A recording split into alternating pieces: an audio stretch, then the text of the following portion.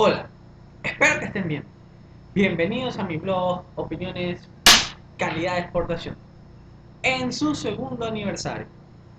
En esta ocasión vamos a tratar un tema que ha tenido repercusión nacional e internacional a nivel latinoamericano.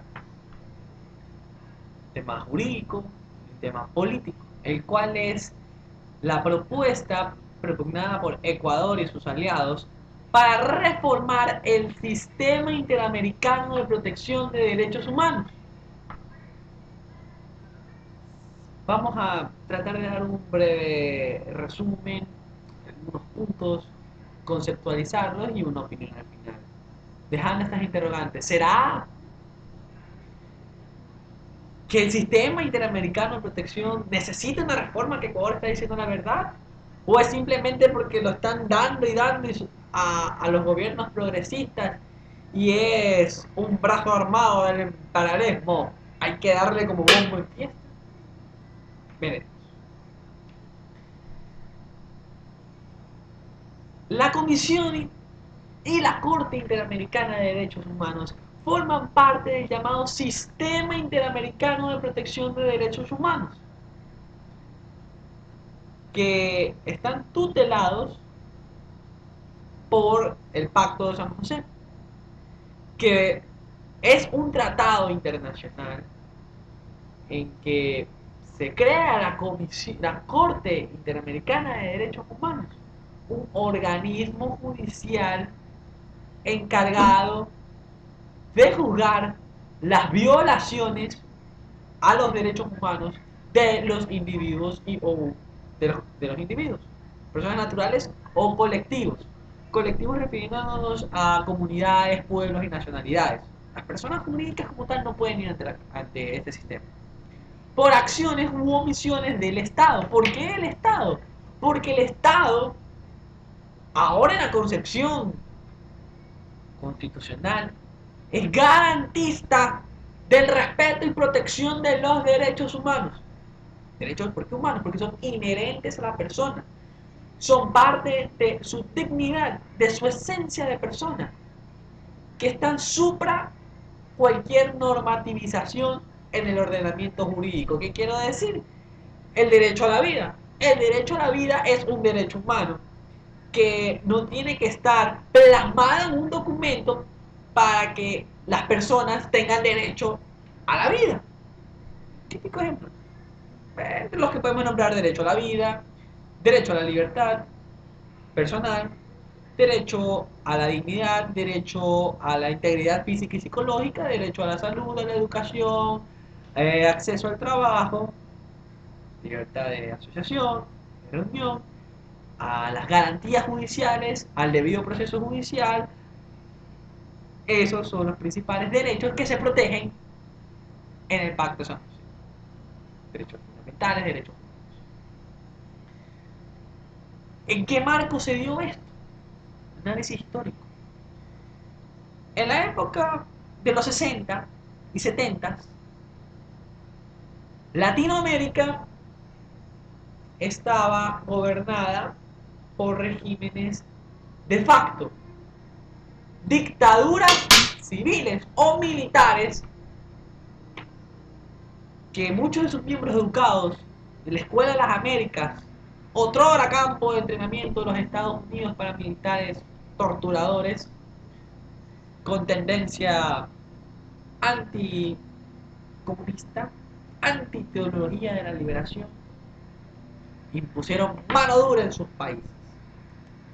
Y siguiendo el antecedente de los tribunales ad hoc de Nuremberg y de Tokio, y de la Declaración Universal de los Derechos Humanos del 48, tenemos que se creó en el 69 la Corte y la Comisión Interamericana de Derechos Humanos. ¿Sí? Que poco a poco los países lo empezaron a ratificar y que cuya sede de la Corte es en San José, Costa Rica. No es un organismo permanente que está todos los días ahí, sino que en una serie de sesiones se instalan ahí en la Corte y conocen los casos en audiencias orales. Bueno, la Corte empezó a conocer algunos casos y la regla es: Cada país será juzgado por los casos que ocurran desde el momento en que ratifica la jurisdicción de la Corte para conocer tales violaciones. Es decir, por ejemplo en el Ecuador, que haya ratificado el tratado en 1980, por ejemplo, los casos de violaciones que hayan ocurrido antes de 1980 no los podía conocer la Corte. Los que ocurrieron a partir de la ratificación del tratado en 1980 ya eran competencia de la Corte. Bien. Y fue un gran avance en materia de derechos humanos, porque antes no había nada. El Estado, la administración central que era arriba, el ciudadano, el individuo, pisado al fondo, que porque lo hizo el Estado, qué pena.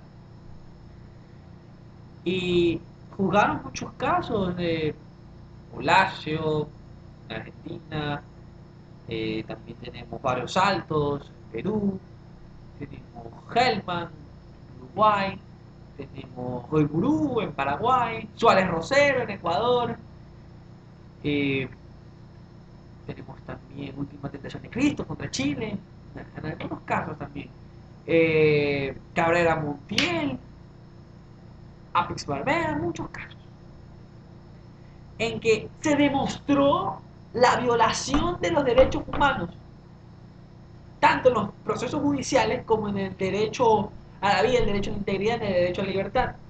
Ejemplo, la Operación Cóndor que se dio en el cono sur de nuestro continente, Argentina, Brasil, Uruguay, Chile, Paraguay y Bolivia. Todos con dictaduras militares, apresan a los opositores, los torturan, les dan palos, los matan y los desaparecen. Impunidad. Muchos de esos casos se han conocido por cuestiones políticas. Y es por eso que se acusaba a la CID de ser una ONG izquierdista. Y muchos presidentes como Fujimori la criticaban. Y Perú quiso desconocer la jurisdicción de la Corte. Bueno, que muchos casos de la Corte durante el periodo de Fujimori también fueron Barrios Altos, Acevedo Jaramillo, los trabajadores del Congreso contra Perú y otros más. El Ecuador ha sido y es uno de los países con mayor número de causas en la Corte. Desde el primer caso, Suárez Rosero, que trata sobre el debido proceso, el plazo razonable en un juicio, hasta el último caso de la comunidad Sarayaku y el famoso caso del universo en que hubo las medidas cautelares de la Corte. Ahora que está el caso de los ex magistrados de la Corte Suprema de Justicia que fueron destituidos por el Congreso de Gutiérrez y se puso en su lugar en la pinche Corte. Ellos están en un proceso oral de juicio ante la Corte y en los próximos meses hará una sentencia que podría ser favorable para ellos y que el Estado desembolse su indemnización. Ha ido evolucionando y ha tenido más prestigio la Corte Interamericana de Derechos Humanos. Ahora, ¿qué es este sistema que se dice? Que la gente cree que enseguida tengo que acudir ahí. Tranquilidad, tranquilidad. Uno de los requisitos para acceder a todo este sistema de protección de derechos humanos es que se tengan que agotar los recursos internos. ¿Qué quiere decir? Primero, que se constate la violación de un derecho garantizado en el Pacto de San José. Ver, eh, acudir ante las instancias administrativas, ante las instancias judiciales, instancias de apelación, agotar todo lo interno. Y si aún así el Estado no reparó tu derecho violado, no protegió tu derecho, violó tu derecho y quedó impune, ahí sí, un organismo de supervigilancia es la Corte Interamericana de Derechos Humanos con su comisión. El caso tú lo presentas ante la comisión que está en Washington, D.C. Ellos analizan, envían delegados acá al país, revisar los procesos, emiten un informe y si es favorable, ellos dan un informe favorable y el caso pasa ante la corte, quienes se reúnen en una de sus sesiones ordinarias o extraordinarias y conocen el proceso y van a una audiencia. Los representantes de la víctima, el individuo o colectivos, con su abogado, un representante de la comisión dando una explicación del caso. Antes era la comisión quien representaba a la víctima, ahora la víctima puede representarse por sí o por su abogado. Y por la contraparte está el representante del Estado ecuatoriano, que normalmente son abogados de la Procuraduría General del Estado, cargado de velar por los intereses jurídicos del Estado. Con juicio oral, los magistrados, sus trajes rojos, también pueden aportar peritos, o sea, expertos en un tema que pueden aportar con pruebas, testigos, pruebas documentales también, en que no es, ojo, no es una revisión completa del proceso para determinar si es que hubo o no fue. No, no, no revisa eso. Simplemente se limita a constatar, tras el paso del tiempo, si es que hubo o no responsabilidad estatal en la violación a los derechos garantizados en el Pacto de San José.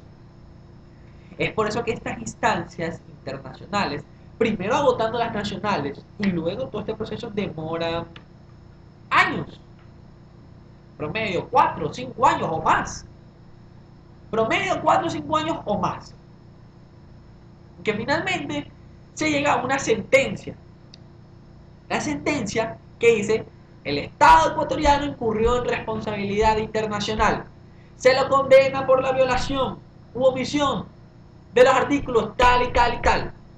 Por tanto, tendrán que indemnizar a la víctima con tantos millones de dólares de daño material, daño moral, daño emergente y lucro cesante. Tendrán que, por ejemplo, si fue destituido algún cargo por discriminación, tendrán que darle las garantías para que vuelva a concursar o que sea restituido en su puesto o que le devuelvan su casa en tales casos. Que los culpables sean, por ejemplo, los jueces que hayan incurrido en eso, se les aplica derecho a repetición. Garantías de no repetición, que adecue el Estado ecuatoriano su legislación a las convenciones de derechos humanos. Que, por ejemplo, si es que se dio una violación por alguna ley que contenía una norma injusta, una norma violatoria, que se adecue a la Constitución o la misma Constitución se adecue a las normas de derechos humanos. Ya que ahora estas sentencias de la Corte tienen rango constitucional, según el artículo 93 de nuestra Constitución. Se les puede dar efectivo por acción de cumplimiento. O sea, si se incumple, se puede interponer esa acción por incumplimiento de estas sentencias. Tienen un rango constitucional. Por tanto, no es que, ay, sí, estos locos dijeron eso y no vamos a hacer caso. Hasta ahí el punto. Y es por eso que el Ecuador ha tenido que desembolsa. Por ejemplo, el caso de los Restrepo, bueno, eso llegó a un acuerdo extrajudicial en que reconocieron la responsabilidad y dijeron: ya no vamos a llegar a más, te pago el millón de sucres, me parece que era en la época. El caso de Consuelo Benavides también. También el caso que mencioné, Alban Cornejo, Suárez Peralta, el de los magistrados de la Corte, el de Sarayacu. Y aquí es que viene el caso de la polémica. Caso del diario El Universo contra Rafael Correa, el individuo. Como podrán ver en anteriores videos, hice una explicación de el juicio por injurias que Rafael Correa, como ciudadano, le impuso a Emilio Palacio como autor de injuria por el artículo No a las mentiras, y como autor coadyuvante a los dueños de Diario Universo, los hermanos Pérez. La Corte Interamericana de Derechos Humanos conoció el caso por una petición de los abogados, ya cuando el proceso iba a casación. Y al revisar el proceso y ver la premura de que por una violación al debido proceso y libertad de expresión se podía condenar a todas estas personas a la cárcel, emitió una medida cautelar por la gravedad de la afectación del derecho y por la premura del tiempo hasta que se sigan los procedimientos ordinarios. Entonces Patiño vino, ¿qué? Vamos a acatar eso, váyanse con esto, gringos, y no vamos a hacer nada. Finalmente, en casación, no se aceptó el recurso de casación de los Pérez, fueron condenados, pero Correa optó por la remisión de la pena. Fueron escarmentados, según él. Pero de ahí ya venía con la punta Correa con el sistema interamericano. Luego en la OEA, en su estrategia geopolítica, denunció el Tratado de Asistencia y Reciprocidad Militar, que ya se salió Venezuela, y que Ecuador ya se salió, porque lo denunció ya hace un año, ya mismo se cumple el año. Denunció a la OEA como un grupo de burgueses imperialistas que van a hacer nada, financiados por Estados Unidos, que siempre se le cargan a los gobiernos progresistas, aupadores de golpes de Estado. Puede que sea cierto, puede que sea no. La OEA cuando le convenía intervenía, cuando no, no intervenía. Además de que he cometido una injusticia y una burrada, que por cuestiones de la Carta Democrática expulsaron a Cuba en 1962. Cuando en la Carta de la OEA, la Carta Democrática, no está contemplada la expulsión de un miembro, sino la suspensión. Aunque a pesar de esto se le ha pagado las cuotitas a Cuba. Y ahora que le dijeron, bueno, Cuba, nos equivocamos. No, pero ahora ya no quiero volver, pero no quiero volver a ese organismo retrógrado y me voy al ALBA o al CELAC. Nuevos organismos internacionales. Vemos el CELAC, toda Latinoamérica, excepto Estados Unidos y Canadá. El ALBA, el Club de los Amigos Imperialistas, Ecuador, Venezuela, Bolivia, Surinam,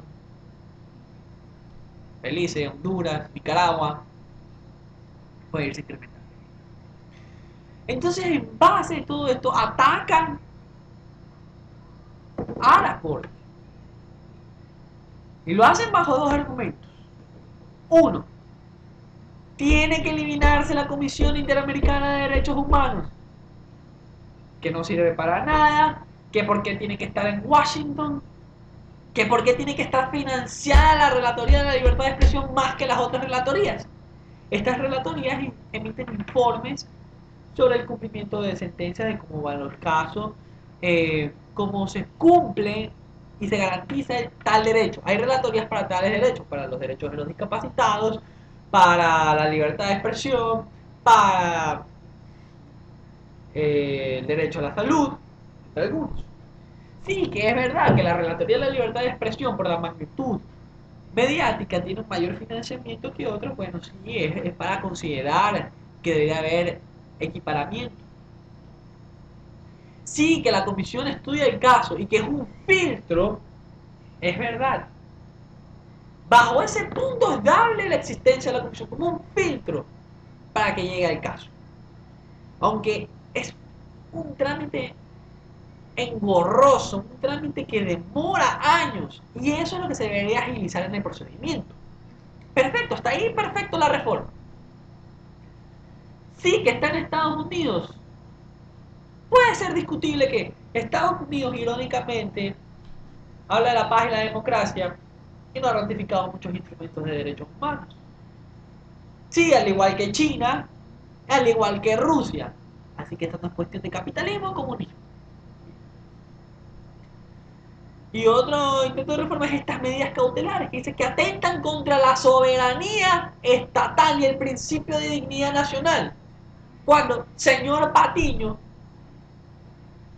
al ser parte de un organismo internacional, suscriptor de un tratado internacional, de una comunidad regional, tú estás perdiendo parte de tu concepto tradicional de soberanía estatal, ya que lo que está superpuesto a la soberanía estatal y a un nacionalismo cuasi chauvinista es el respeto a los derechos humanos y las obligaciones internacionales contraídas en los tratados y los organismos internacionales.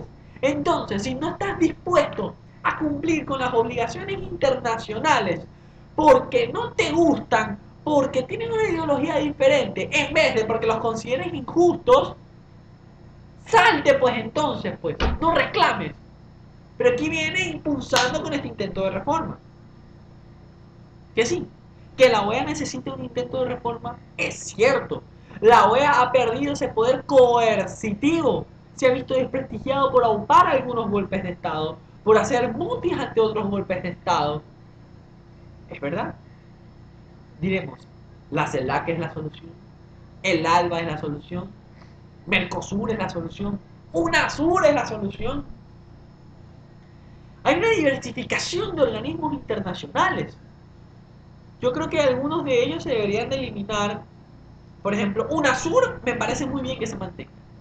La estructura de Mercosur está bien. El pacto andino está en una decadencia completa.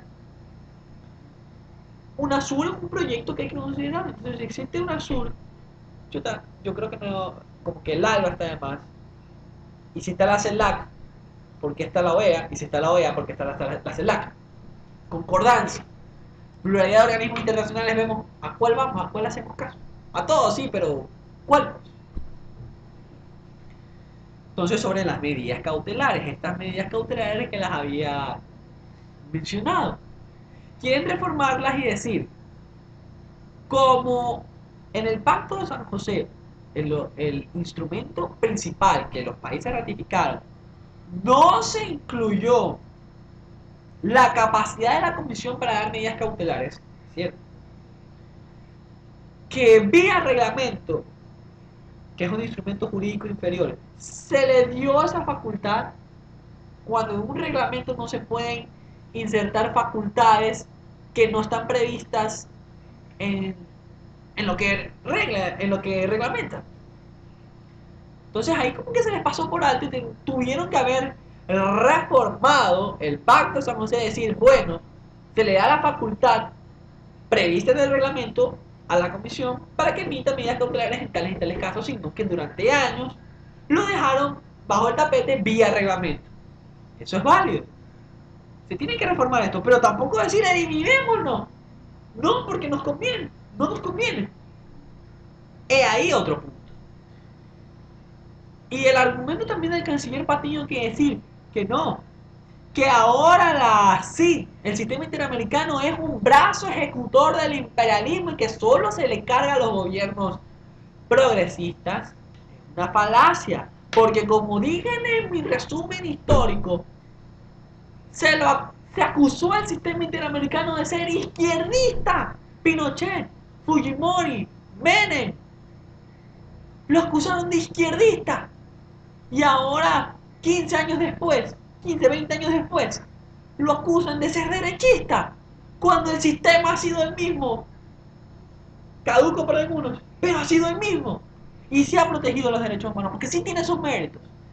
Que sí ha tenido fallas y necesita reformarse, es cierto, pero tampoco podemos quitar los méritos y la evolución del sistema interamericano. Porque, por ejemplo, en Ecuador, antes no había nada, pero un habeas corpus te lo daban al año. Te tenían en detención indefinida por un simple caso en que era sospechoso. ¿Sí? Había corrupción judicial también, desapariciones forzosas y no pasaba nada. Ahora todavía subsisten algunos casos, es verdad, hay mucho por hacer, pero se ha progresado.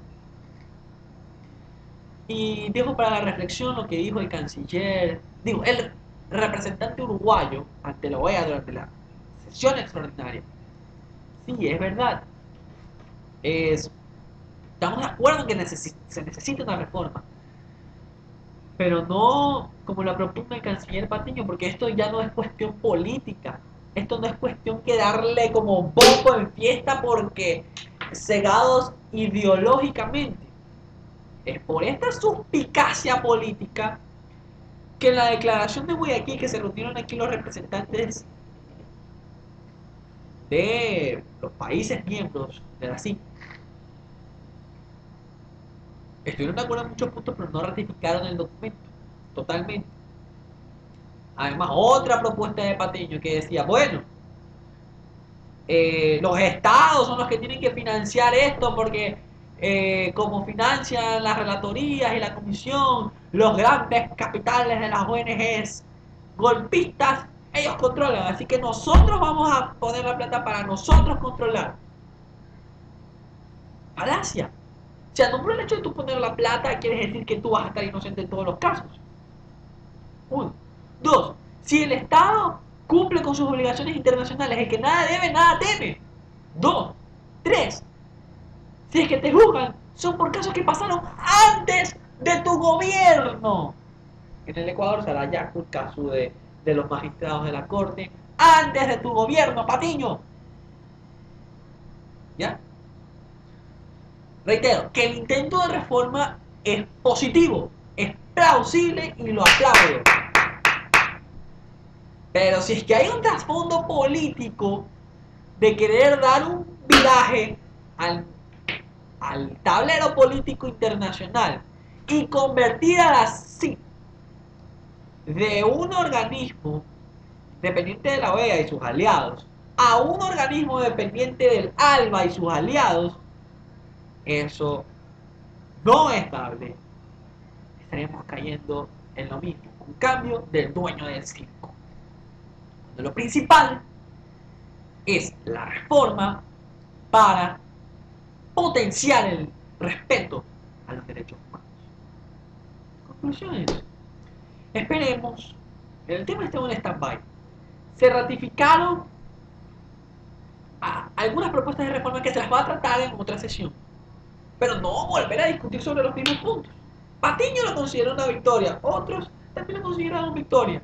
Se lo va a discutir y esperemos que salga lo mejor, no se cometan burradas y se logre la ansiada reforma a la OEA, que toda América, Estados Unidos y Cuba y todos estén bajo el mismo sistema de protección, que cada vez existan menos casos que vayan así, por la conciencia social de los gobernantes en que no están por encima de sus mandantes, quienes les dieron la oportunidad de gobernar.